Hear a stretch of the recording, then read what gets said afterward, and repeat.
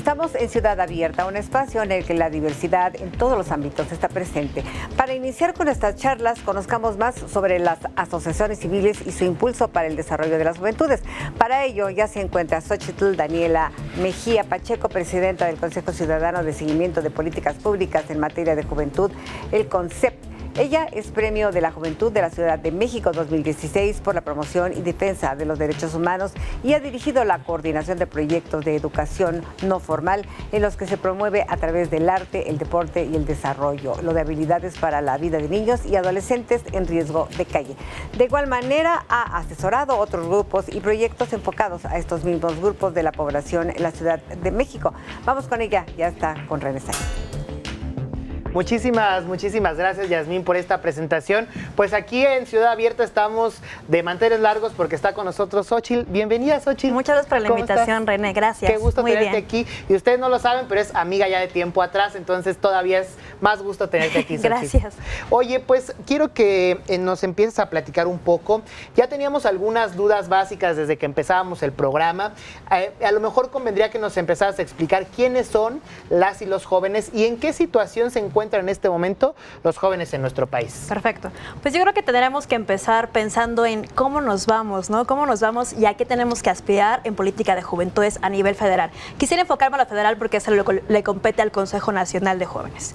Primero pensemos en que tenemos 38.7 millones de jóvenes que realmente seguimos con los mismos factores de riesgo de hace 6 años, ¿no? No tenemos la matrícula necesaria en materia de educación, no tenemos empleo realmente digno. Se habla mucho que en este gobierno aumentó el número de empleos, pero no son empleos dignos. No estamos reconociendo el aumento en la inseguridad. Tenemos más feminicidios, tuvimos también un alza en homicidios de hombres jóvenes por el crimen organizado, ¿no? Pensemos que tampoco tenemos una política efectiva en salud emocional a nivel federal. Eso es lo que está pasando actualmente con las juventudes. Actualmente podríamos hablar de que tenemos que aspirar a un proceso de participación juvenil mucho más allá de ONGs. De repente nos quedamos mucho con que las ONGs se volvieron un brazo muy fuerte a nivel gubernamental, ¿no? El tercer sector empujó iniciativas federales que se hicieron realidad como la Agenda Nacional de Juventudes hace 6 años. Se aspiró a que 120 organizaciones civiles más 14 agencias internacionales hicieran esta Agenda Nacional de Juventudes, la presentaran, se metió el Instituto Mexicano de la Juventud, se implementó durante 6 años y hace unos días nos decían que pues sí se cumplió, ¿no? Que sí se logró la inclusión, la participación, la prosperidad. Pero ¿realmente está pasando eso en las calles? O sea, tenemos que preguntarnos si no nada más lo vemos en políticas públicas y en gente que participa. ¿Qué está pasando en las calles? Sí, que es lo que decimos siempre. O sea, podremos tener muy buenas leyes o muy buenas instituciones, pero ¿qué pasa si hemos logrado o no abatir esas brechas de desigualdad? Que nos pasa, por ejemplo, con el tema de discriminación en la ciudad. Pues el tema de la discriminación puede ser abatido desde la normativa, desde las leyes, ¿no? Pero ¿qué tanto de verdad logramos hacer un cambio social? Digamos que hagamos esa reflexión en cualquier terreno que sea y es el mismo de las juventudes, ¿no? Claro. Y entonces, ¿a qué hay que apostar, Xochitl? Yo creo que a innovar totalmente la política nacional en materia de juventudes. Eso se oye muy ambicioso.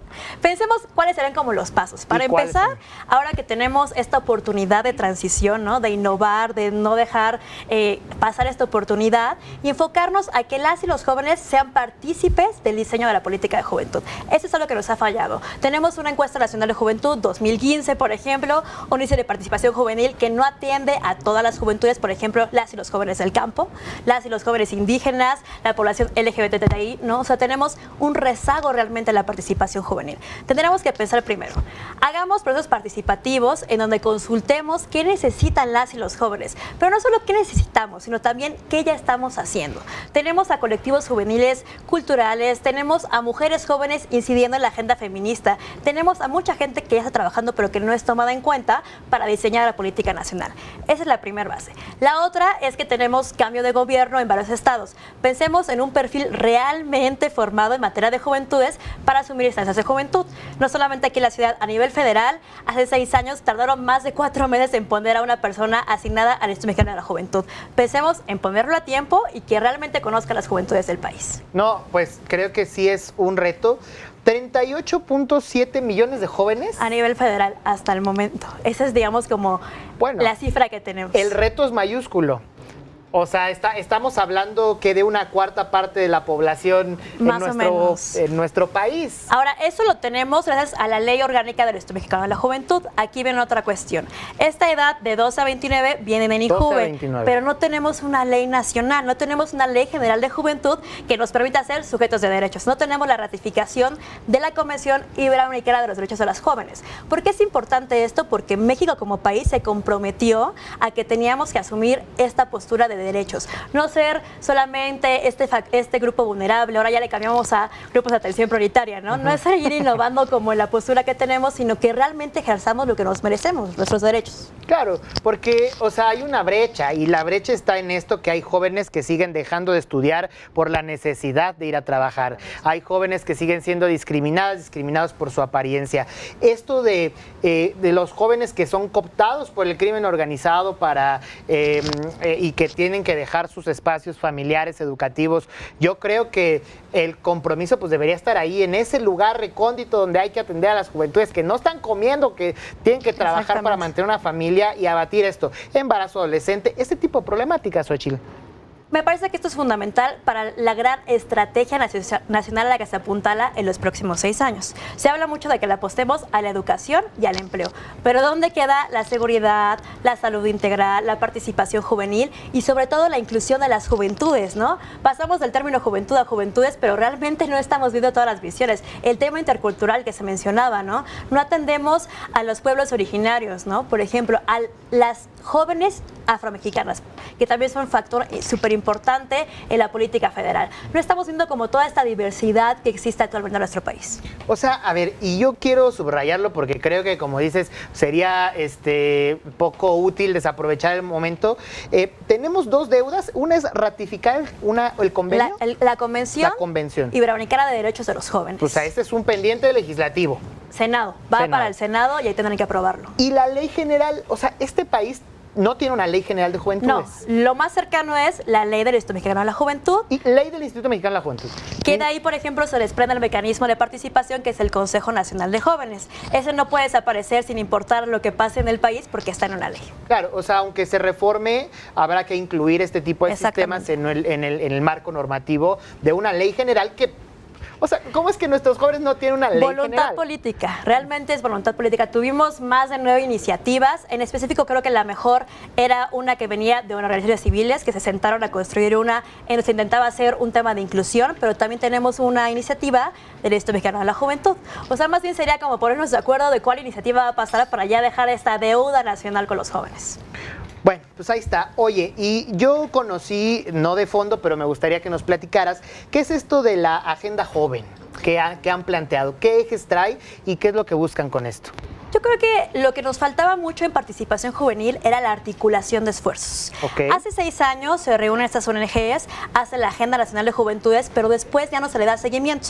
Digamos que no hubo como este cambio de estafeta de generación a generación en temas de organizaciones civiles. Okay. ¿Qué es esta iniciativa Agenda Joven MX?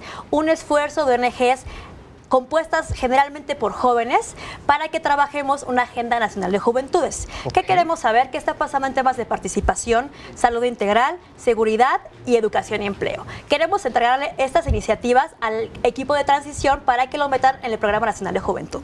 Aspiramos a que no solamente el equipo de un partido político construya esta agenda, sino que llamen a las juventudes a decirnos qué está pasando a nivel nacional y cómo podremos solucionarlo. Me parece interesantísimo, pero no podríamos concluir esta entrevista, querida Xochitl, si no hacemos un amarre social.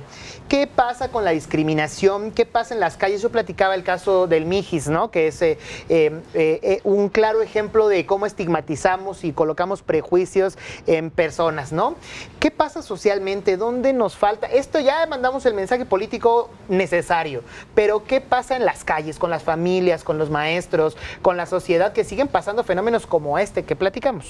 Pues yo creo que primero tenemos que cambiar este concepto de que las juventudes no hacemos nada, no participamos, para quitar el estereotipo y dejar de criminalizarnos, ¿no? Eso es un factor fundamental. Primero, vernos como sujetos de derechos también, porque no nos asignan derechos, nos asignan responsabilidades a esta generación de jóvenes. Tampoco tenemos muy claro qué pasa con las y los adolescentes, ¿no? Son un grupo etario que ahí dejamos de lado, aunque tenemos una ley de derechos de las niñas, niños y adolescentes, y también esta parte de jóvenes, como que no sabemos qué pasa con ellos. Entonces, la transición de adolescente a joven, pues también te trae como muchos factores de riesgo, pero también estereotipos por parte de las juventudes, ¿no? Lo que yo creo es que tenemos que dejar de lado esta perspectiva de que las y los jóvenes somos un grupo vulnerable. Somos un grupo de atención prioritaria porque somos sujetos de derechos y porque estamos trabajando para cambiar este país. Pues me parece el mensaje necesario y yo quedaría subrayando con este pendiente de educación, la falta de matrícula, de empleo, la seguridad, esto de la salud emocional, que me parece fundamental, que no se trabaja y que se hace muy poco al respecto. Y pues bueno, ¿qué mensaje final le darías a los jóvenes que pueden aportar para eliminar la discriminación y para abatir esta brecha de desigualdad? Que la participación no solamente está en las organizaciones civiles, que ya estamos cambiando los esquemas, que se atrevan a acercarse a las nuevas personas que van a estar tomando decisiones para que les digan qué está pasando en su comunidad y cómo podemos resolverlo y cómo viven ustedes todos los días la política de juventud de las calles. Eso es fundamental. O sea, yo diría que con este mensaje les dices actívense, o sea, sean factores de cambio, o sea, porque es importante, digamos que a lo mejor si hablamos mucho de organizaciones civiles, pues no, pero ¿cómo desde nuestro espacio, yo soy un joven de preparatoria, del CONALEP, no sé, y agarro y necesito cambiar mi entorno, accionar? Pues es tan fácil como que la participación viene desde lo individual, desde ahí se comienza, ¿no? Para aspirar a una participación colectiva, primero hay que saber nuestras habilidades y reflejarlas. Xóchitl, muchísimas gracias. Gracias por haber estado. Oye, regresas aquí con nosotros, ¿eh? Cuando guste. Perfecto. Gracias. Pues ahí lo tienen. Vamos a una pausa. Esto es Ciudad Abierta. No se vayan, regresamos.